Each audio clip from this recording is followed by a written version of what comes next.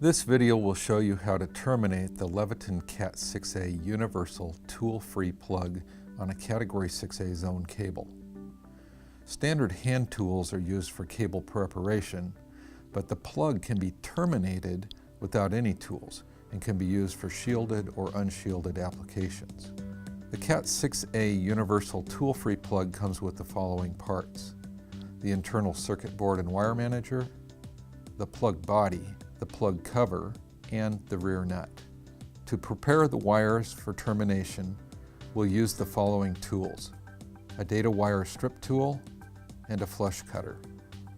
Additional tools you may find useful are needle nose pliers, channel lock pliers, and a small flat blade screwdriver. The Category 6A zone cable is slightly smaller than the 6mm minimum called out for the connector. But during cable preparation, we will be pulling back all of the foils, which will bring the cable up to a diameter which will hold securely in the connector. Unscrew the square component from the nut. Slide the nut onto the cable, then the square component, making sure none of the teeth slip under the cable jacket. Screw the two pieces together loosely.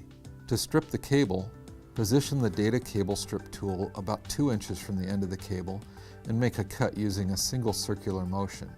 Be careful not to nick the foil or the conductors.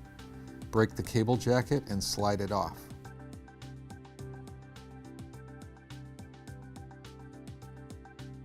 Open the first foil. Since the metal side is facing outward, give it a half twist so the metal side will be in contact with the internal components of the plug. Pull the foil back and smooth it out so it lies flat against the cable jacket. Do this for each of the 4 foils. Wrap the drain wire around the foil. Use a flush cutter to trim the foil to a length of about 0.2 inches below the cable strip point. Tear the excess away.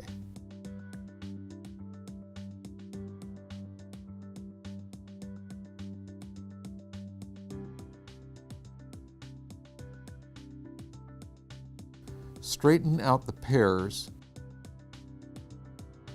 and trim them at an angle.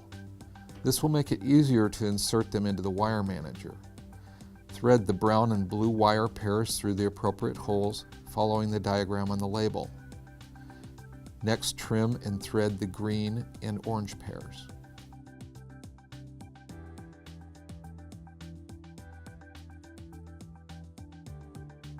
Slide the wire manager down the wires. If you encounter any resistance, use needle nose pliers to gently pull the wires through.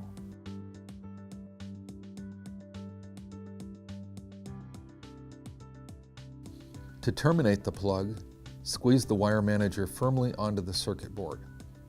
Use the flush cutter to trim all 8 wires flush with the front of the wire manager. Place the terminated plug assembly into the plug body. Make sure the internal assembly is aligned with the front end of the body. Slide the nut forward and engage the square component with a slot at the back of the plug body. Insert the hinge points of the plug cover under the hooks at the front of the plug body. Press the plug cover down over the nut and squeeze until the plug cover arms are fully engaged with the plug body. If you have trouble closing the plug cover, use channel lock pliers to gently squeeze each corner into place. Be sure to compress the body and not the plug's latch. Screw the nut into the back of the plug. The plug is now ready for testing. To disassemble the plug, unscrew the nut and slide it back on the cable. Insert a small flat blade screwdriver into each of the latch points at the back of the plug. Gently rotate until the plug cover pops off. If the latch points become bent, use channel lock pliers to gently squeeze them straight. Lift the internal circuit board and wire manager off the plug body. Insert a flat blade screwdriver between the circuit board and wire manager, taking care not to damage the circuit board or any of the contacts.